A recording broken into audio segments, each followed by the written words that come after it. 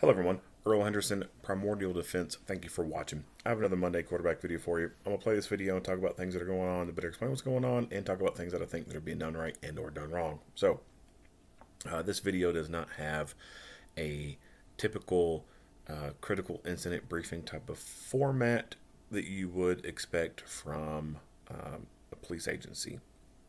I looked at the Columbus Police website, social media stuff.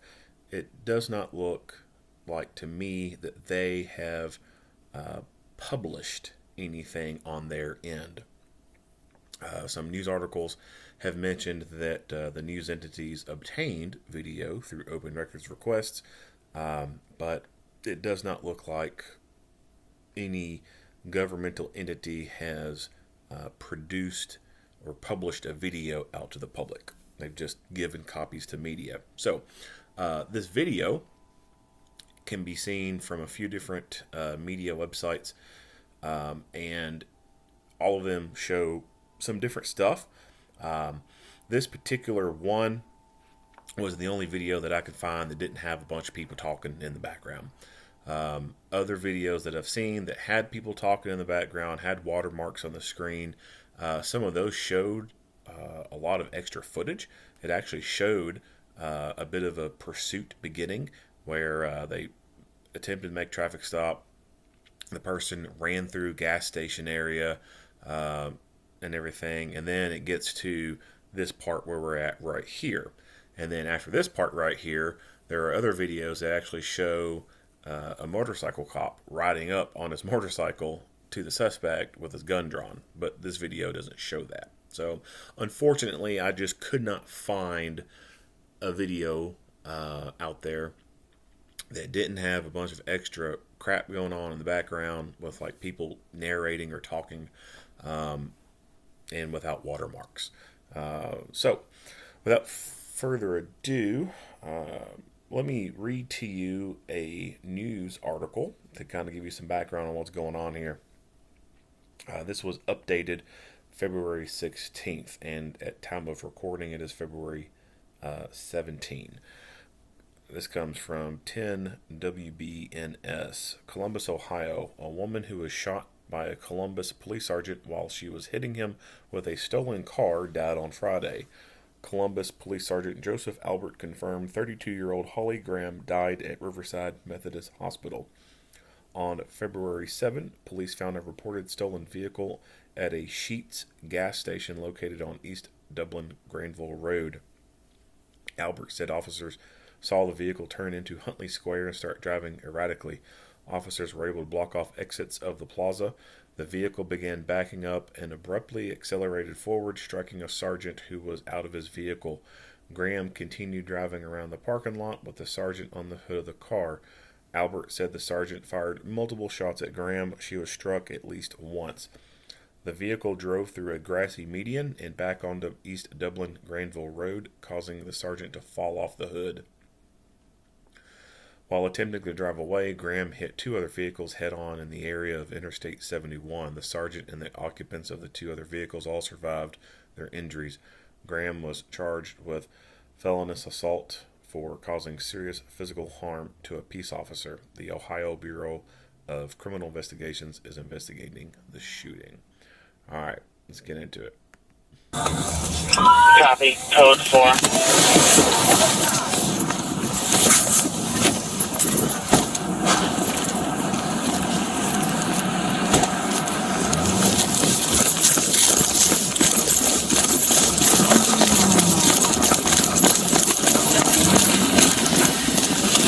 Stop the car! Show 5 to those officers. Stop the car! Turn around and get in your car. We'll pay. Stock fire now. Officer ran over 10-3, 10-3.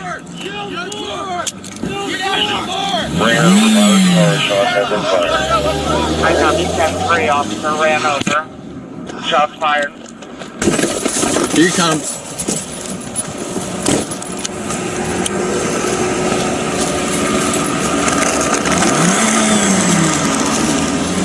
Watch out. 605 to is officer. Turn around, get your car.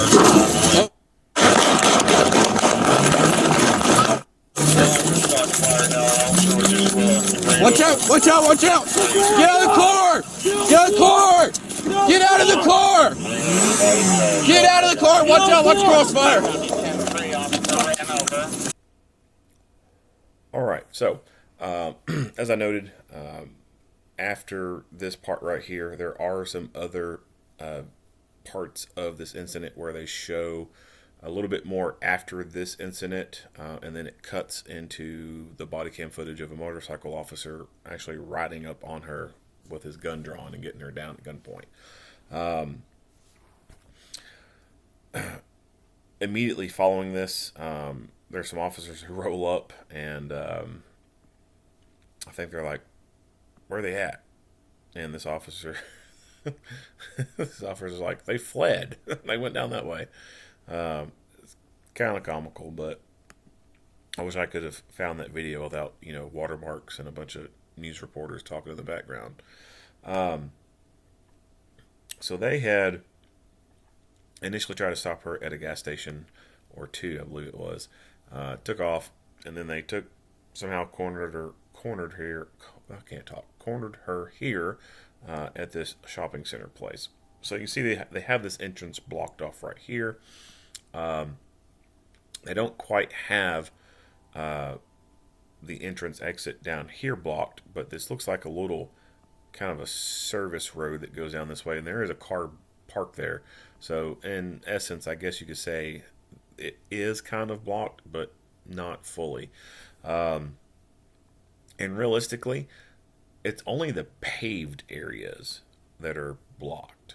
I mean, realistically, she could have drove through the grass here and out this way, or kind of like how she did when she ran the officer over and went out the other way. So she's not really blocked in, so to speak.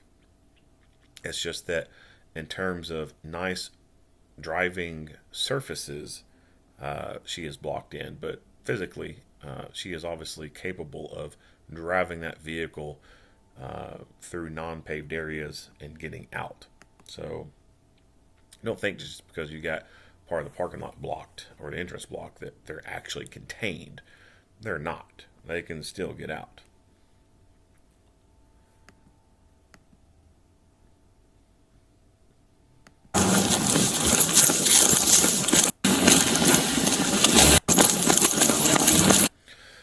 Notice they have the spike strips here that they have tried to throw out to,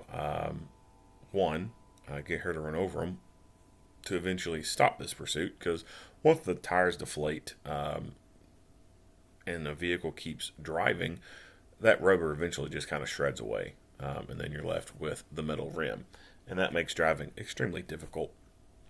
And it doesn't completely stop people, because I'm sure you've probably seen videos of people fleeing with sparks flying out under the car like they're with an angle grinder or something. But it does make it difficult for them to achieve high speeds with control. So they get going fast enough and they make a turn or a stop, they don't have very much good control over this vehicle, so it ends up disabling them a lot sooner. What would have been really great is, these guys are trying to get them out as if, the ones we see in the background also had them, and they could have thrown them up under the vehicle as she was backing up. Don't know if each vehicle has these or not. They could be in limited supply, but if everyone had access to them, it would have been great if more people would have got theirs out and possibly throw them up under her vehicle as she's backing out, or even as she backed up and stopped, at least throw them under their wheels so that if she goes forward or backwards, whatever, she's still going to puncture tires. But good effort on them on trying to shore this up with the spike strips. Stop the car! Standing in front of a car is not something that you ever want to do. Stop the car! Turn around, get your car. He is fortunate that he ended up on the hood of the car instead of the vehicle hitting his legs, causing him to fall, and then the car going over top of him. That is kind of a common type of car injury when it comes to vehicle versus pedestrian. And what you get from that is you get a multitude of different types of injuries. You get crush injuries. So this is where either a wheel will go over parts of the body, the frame of the vehicle and its clearance from the ground may be short enough to where that causes crush injuries to the person. If it's a taller vehicle with a higher ground clearance, maybe not so much, then it's just going to be tires driving over them. If it's a small enough vehicle, not enough high ground clearance, not only could a person get a crush injury, but they could be pinned and then dragged, where they're going to have a lot of road rash on them. And then, on top of that, the hot metal under the vehicle, around the motor compartment. You're going to have burn injuries on top of that. So he's lucky that he did not get ran over, because that could have been very seriously physically injuring and or death causing. Luckily, he was able to land on the hood of the vehicle. Now, just because you land on the hood of the vehicle, that doesn't mean you're completely safe. If the vehicle gets up to enough speed and then suddenly deaccelerates, you go flying off the hood, and then that can cause some serious injuries to you when you finally hit something, and then you yourself suddenly deaccelerate. But either way, there's potential for serious physical injury and or death when you stand in front of a freaking car. Now, not only did he do this once, we see it once here, but even after he got hit by the car and went for a little joyride, he again steps in front of that car with the engine running and revving. Get out of the car! Like, was you wanting to get run over again? Did you not learn your lesson the first time? Yeah, don't, like, there's no reason to be getting in front of vehicles. It's a stupid tactic. And this is something that the phrase fortuitous outcomes reinforce bad tactics and decisions comes into play. Yeah, sure. It may work for some people here and there, but it doesn't mean that because it works for them that this is a solid tactic. This is just too much risk. The juice is not worth the squeeze on this one. When looking at other videos in other places like New York, it appears to me that it looks like in some cases in New York, officers are intentionally putting themselves in front of vehicles. And I think that the reason why they're doing that is to create the legal foundation to actually continue the pursuit. Because of their no pursuit policies, they can't continue to pursue a vehicle for something like speeding or something like that, or even certain things like maybe even a stolen car. But if there's an assault on a peace officer or something like that involved, well, then that changes things in a lot of places, and the pursuit policies or the no pursuit policies kind of go out the window, and you can still continue to pursue. I suspect that's what goes on in some of those places, just based off the things I see. But it could also just be people are just not thinking correctly, and are acting in a way that, they did something before, and it maybe actually got people to stop. Like, oh, I'm going to stand in front of this car. No one wants to drive over me because they'll get a murder charge or attempted murder. And then they stop. And then they think, oh, well, it worked this time. Oh, it worked again. Well, I'll just continue standing in front of vehicles. That goes, well, like I said, that goes back into fortuitous outcomes reinforce bad tactics. It's never a good tactic to stand in front of a vehicle. It will kill you.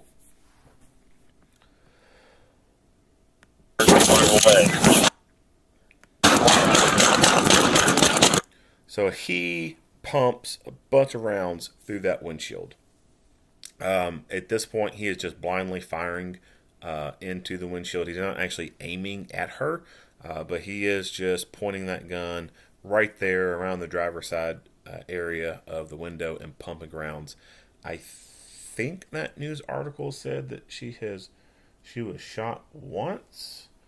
Let's see here. Let me go back into it just to double check. Go back to the very beginning. Woman shot by police, hitting a car, victim, block off exit, abruptly, parking lot, driving through. Well, this article, I don't see a mentioning of how many times she was shot, but I thought that I read something else from another source that said that, yeah, here it is. So Albert said the sergeant fired multiple shots at Graham. She was struck at least once. Okay, so don't know how many times she was shot, but obviously at least once.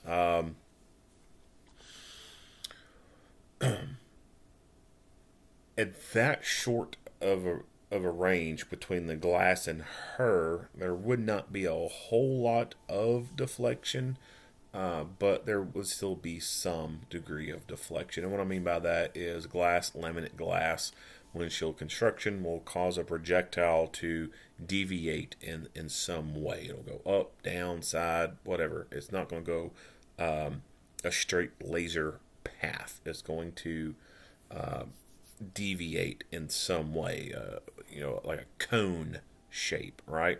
Somewhere within a cone is where that round is going to land. So he fires multiple times through this windshield, and is just putting holes all through it. It would be hard to stay stabilized enough to do this while you're car surfing on the hood of a vehicle that's traveling.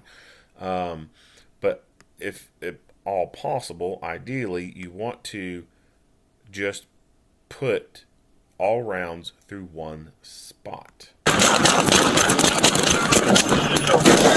fired now, also spraying over.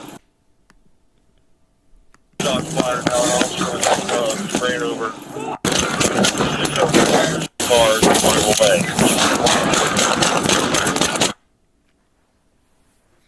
All rounds through one spot will create one big hole that will decrease the chances of the rounds hitting laminate glass, and then deflecting and going at different angles. But like I said, that short of a distance between the windshield and her, it's not like it's going to be very egregiously noticeable, but there will be some variation.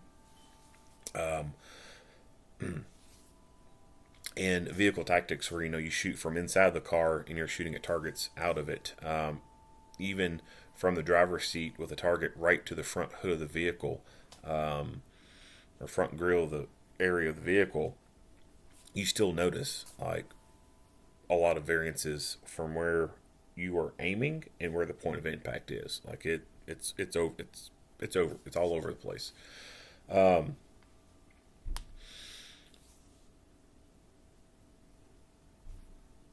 He did not fire the slide lock. Now, could he have fired the slide lock? It's a very quick kind of scenario here. replay it real quick.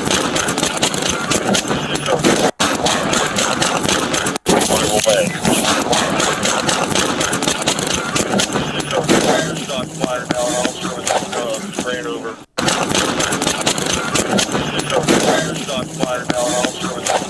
Ran over. In your car, on your way.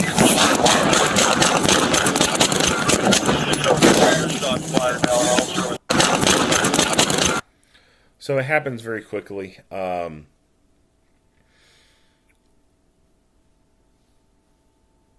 amount of time of him being hit and the vehicle accelerated forward and him throwing off of it, he probably was able to fire the amount of rounds that he was able to fire in that short time frame.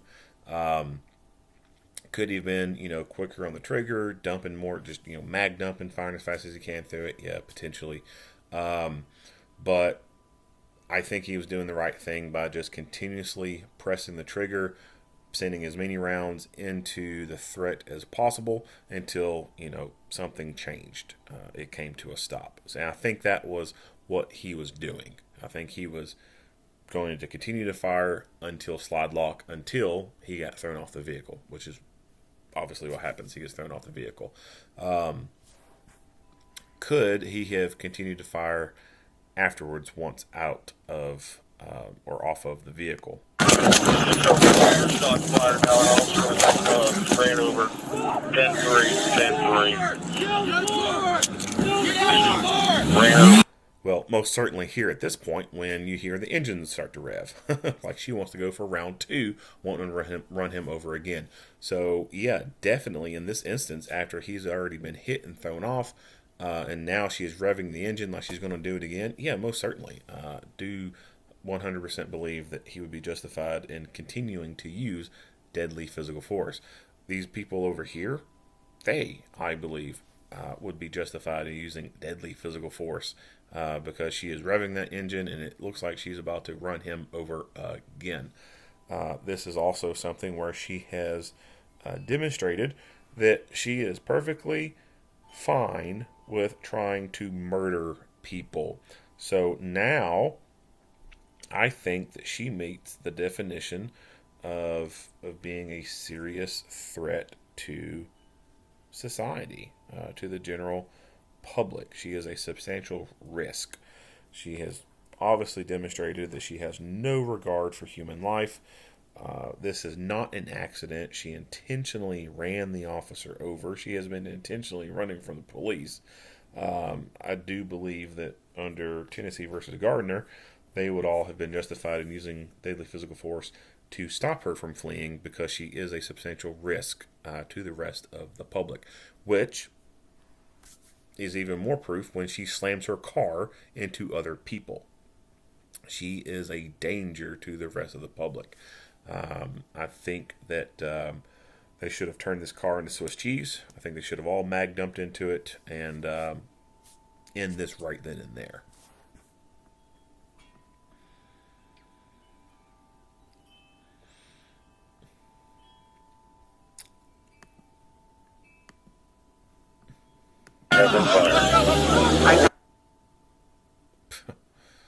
Just boom, taking off. Wow. Not much else to say about this video. If you like what you hear and see, go ahead and give me a like and a share. If you haven't already, hit the subscribe button and stay tuned for more Monday quarterback videos. Earl Henderson, Primordial Defense. Thank you for watching.